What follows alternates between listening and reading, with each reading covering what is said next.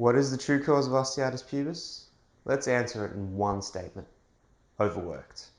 Your adductors have become overworked and overburdened because your biomechanical patterns, that is the way that you move, is placing excessive pressure and strain on your adductors. What happens to a muscle that becomes overworked and overburdened? Well, it becomes stiff, dysfunctional, it loses flexibility, starts to develop trigger points, and eventually starts to hurt. Pretty much what osteitis pubis is. You're essentially burning out your adductors and your groins.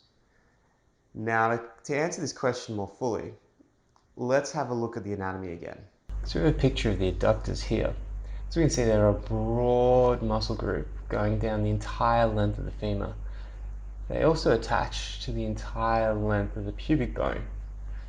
So if these broad, long muscles, if they start getting tight, they'll pull away from the pubic bone, putting a lot of excess pressure on the pelvis and therefore the pubic symphysis. And that's what we see in osteitis pubis. Our red band here, our adductors, are pulling at the pubic bone, pulling apart the pubic symphysis.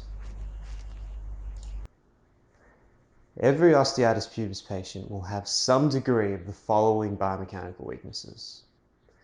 They'll either overpronate or oversupinate when they're running or walking. They'll have knocked or bowed knees. They'll have a hip drop when they're running or when they're walking. And they'll have an anterior pelvic tilt in their everyday posture.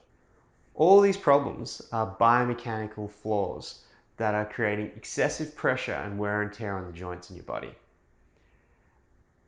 Your adductors, being the broad, strong, stabilizing muscles, they kick in, trying to compensate and make up for the weaknesses around your body.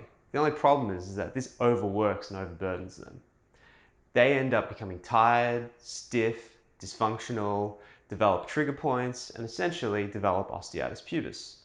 The only way then to fix your OP is to deal with these biomechanical weaknesses so that when they're corrected, you can take the pressure off your overcompensating, overworking adductors and actually give them a chance to rest and heal. Complete rest won't help your issue because you're not addressing these biomechanical issues. You need to be strengthening and creating stability in your other joints so that when you return to exercise, you're returning with a more functional, stronger body than before.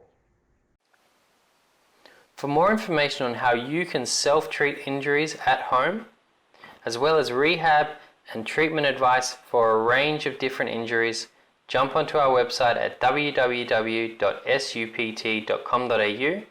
We're all about helping you overcome an injury